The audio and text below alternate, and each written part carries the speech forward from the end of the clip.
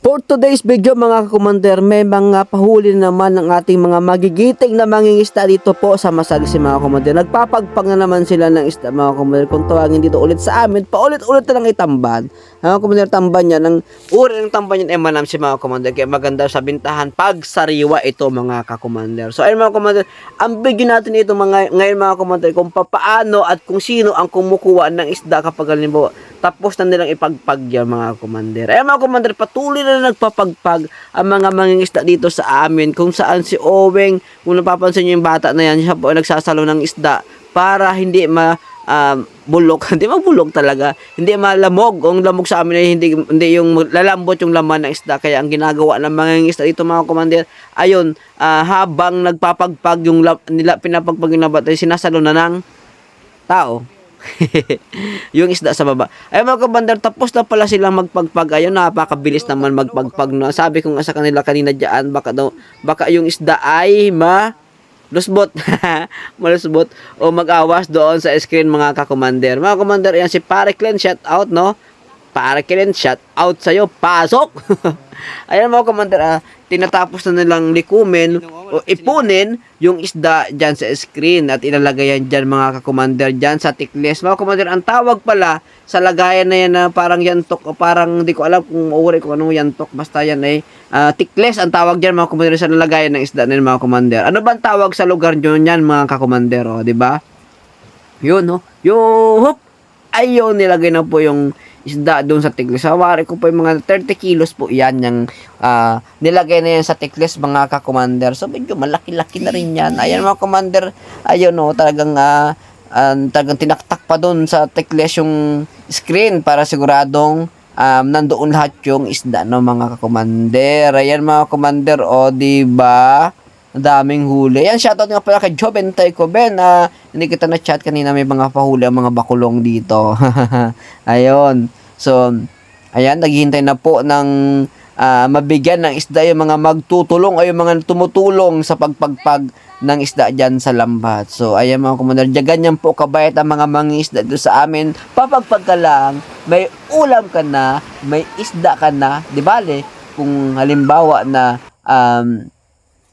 hindi ka tutulong, nakakaya naman na humingi. Ayan mga commander, humanap ako ng pisto dyan sa taas para makita ko yung mga tao, yung galawan ng mga mangingisda. Ayan, may humingi pa dyan mga commander ng isda. Talaga nga naman pang ulam ang hiningi ng mga tao. So, si Paring Pito nga pala yung namimigay ng isda. Siya po yung kapitan ng bakulong na yan. Siya po yung taga-timon at tagahanap ng lutang. Ayan, patuloy na dinadala nila yung isdang nakatikles dito sa taas. Dito talaga sa taas mga commander. Yan sa taas mga commander. Yan.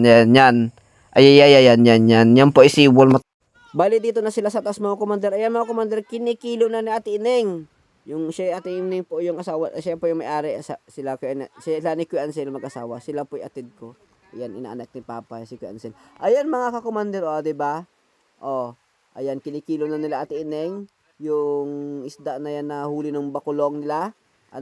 Tapos yan mga commander, si Chumiyoy, yan po ang tawag po sa kanila ay postor, o sila po yung kukuha kila Ate Ineng ng isda at ilalako nila sa bawat barangay dito sa amin. Ang tawag po dun sa amin ay mamumustor ng isda, o sila po yung kukuha ng isda upang itinda ang isdang huli nila Ate Ineng dyan sa aming lugar dito po sa Bungabong. Ayan mga commander, ulitin ko, ang isda din napakagandang isda yan mga commander, hindi po nakakabinet ng sakit yung isda na yan. Lahat po ng luto pwede pong gawin dyan sa isdang manamsi. Ito po yung uri ng tamban na hindi po nakakabuhay ng sakit, kaya ito po ay talagang medyo may kamahalan, di ba?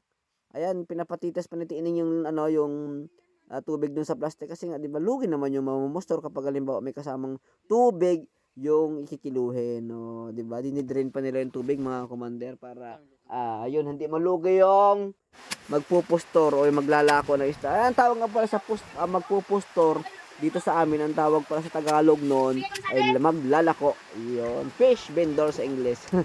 Ayan, patuloy pa nilang kinikilo yung isdang tamban mga ka-commander, di ba? 3 dakot, 1 kilo. Di ba? Yan pa. Mukhang natinig pa si Chumiyoy.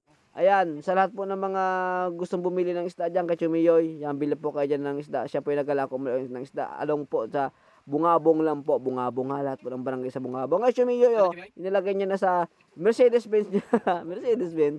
Yan sa kanyang motor na may color kaliwat kanan. Ni Mekos na yan. Ayan mga komandante, binilang-bilang pa ni Chumiyoy yung nakalagay na isda doon sa collar niya. Ayan, so mga komandante, tapos bali pa tapos na silang mag kilo at inilalagay ng Chumiyoy yung isda doon sa kanyang collar. Ayun, tapos na rin sila.